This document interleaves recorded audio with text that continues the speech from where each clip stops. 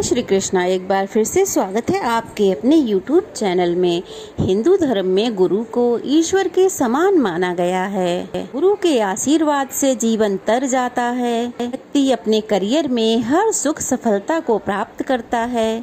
गुरु के प्रति सम्मान प्रकट करने के लिए ही आषाढ़ महीने की पूर्णिमा का दिन सर्वश्रेष्ठ माना जाता है। आषाढ़ महीने की पूर्णिमा को गुरु पूर्णिमा भी कहा जाता है कि इसी दिन वेदों के रचयिता महर्षि वेद व्यास जी का जन्म हुआ था। गुरु पूर्णिमा के दिन लोग स्नान दान के अलावा अपने अपने गुरुजनों का आशीर्वाद लेकर पुण्य दान करते हैं, जिससे जीवन में सुख बना रहता है। चलिए अब हम जानते हैं कि साल 2024 में गुरु पूर्णिमा कब है, व्रत कब रखा जाएगा, स्नान दान कब किया जाएगा और इस दिन आपको क्या करना चाहिए। सबसे पहले वेदों की शिक्षा महर्षि वेद व्यास जी ने ही दी थी, इसीलिए हिंदू धर्म में उन्हें प्रथम गुरु का दर्जा दिया गया है। यही कारण है कि गुरु पूर्णिमा पर वेद व्यास जी की पूजा करने का महत्व है और सभी सनातनियों को इस दिन वेद व्यास जी की पूजा अवश्य करनी चाहिए। गुरु पूर्णिमा पर भगवान विष्णु, वेद व्यास जी अपने गुरु की पूजा करना, भगवान शंकर और चंद्र देवता की पूजा करना अत्यंत शुभ फलदायी होता है। इस दिन चने की दाल, पीली मिठाइयाँ, पीले वस्त्रों का दान करना चाहिए। केसर का तिलक लगाना, भगवत गीता का पाठ करना, श्री लक्ष्मी नारायण मंदिर में नारियल अर्पित करना बहुत ही शुभ रहता है।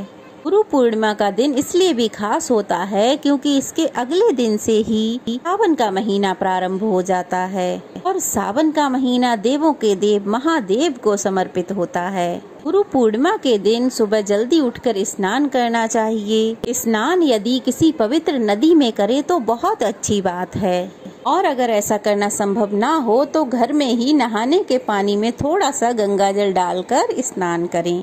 स्नान करते समय गंगा जी सहित सभी पवित्र नदियों का ध्यान करें। इसके बाद साफ सुथरे वस्त्र धारण करें और फिर एक चौकी पर अपने आराध्य देवी देवताओं की मूर्ति या चित्र स्थापित करें। वेद व्यास जी की यदि कोई तस्वीर या मूर्ति है तो उसकी स्थापना करें। इसके अलावा आप अपने गुरु का, जो भी आपके जीवन में आपके गुरु हैं, जिसने आपको पढ़ाया लिखाया है या फिर जिस गुरु से आपने दीक्षा ली है, गुरु मंत्र लिया हुआ है, तो उन गुरु का भी आपको उस समय ध्यान और पूजन करना चाहिए। गुरु व्यास जी के साथ साथ शुक्रदेव और शंकराचार्य जी, इन गुरुओं का भी आवाहन करें।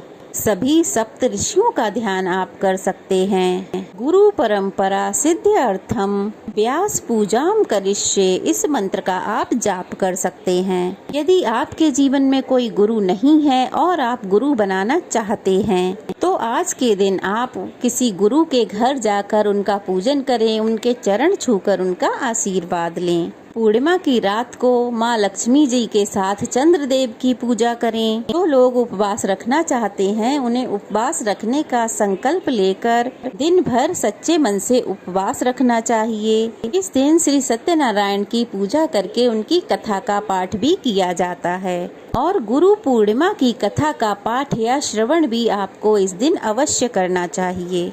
माँ लक्ष्मी जी को सफेद रंग के फल, मिठाई या खीर का भोग लगाना चाहिए। चंद्र देवता को रात को चंद्रोदय होने पर जल अर्पित करें। उसके बाद उन्हें खीर का या सफेद मिठाई का भोग लगाकर उसके बाद ही आप अपना व्रत खोले, व्रत का पारण करें, क्योंकि पूर्णिमा का जो व्रत होता है वो बिना चंद्रदेव की पूजा के अधूरा रहता है। इसलिए चंद्र देवता की पूजा करते समय, जल अर्पित करते समय ओम सह चंद्रमसे नमः इस मंत्र का जाप करना चाहिए। इस मंत्र का जाप कम से कम 3 बार तो अवश्य ही करें।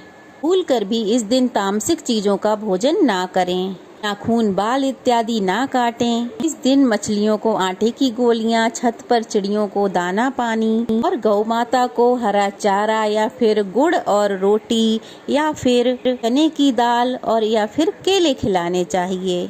अपनी सामर्थ्य अनुसार इस दिन कुछ न कुछ दान भी जरूर देना चाहिए।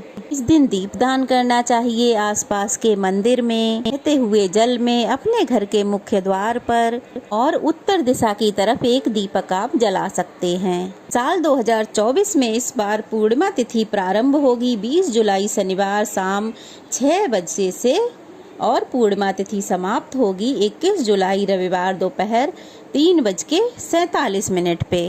क्योंकि 20 जुलाई को सूर्यास्त से कुछ ही देर पहले तिथि प्रारंभ हो रही है, इसलिए पूर्णिमा का जो व्रत है वह शनिवार को नहीं रखा जाएगा। आप चंद्र देवता की पूजा या शाम की जो पूजा होती है वह सब 21 जुलाई को ही करेंगे और 21 जुलाई को ही पूर्णिमा का व्रत और स्नान दान किया जाएगा।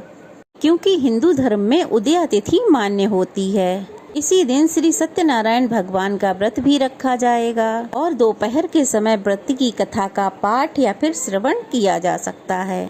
21 जुलाई रविवार को सूर्योदय होगा सुबह 5:57 पर और सूर्यास्त होगा शाम 7:09 पर। ब्रह्म मुहूर्त जो कि स्नान करने के लिए, मंत्रों का जाप करने के लिए बहुत ही उत्तम होता है, तो ये 4:20 से शुरू होगा और 5:08 तक रहेगा। अभिजीत मुहूर्त रहेगा दोपहर 12:06 से 12:59 तक।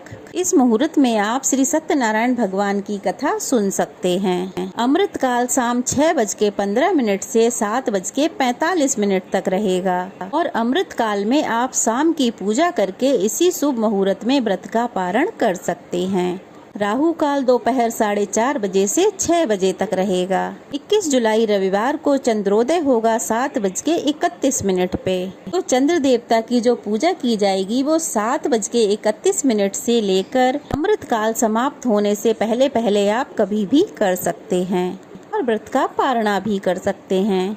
यह थी आज की वीडियो। कैसी लगी कमेंट बॉक्स में जरूर बताइएगा। अच्छे कमेंट कीजिएगा और वीडियो को ज़्यादा से ज़्यादा शेयर कीजिएगा। अगर नए हैं तो प्लीज़ जल्दी से चैनल को सब्सक्राइब कर लीजिएगा। तो चलिए फिर मिलते हैं, तब तक के लिए जय श्री कृष्णा।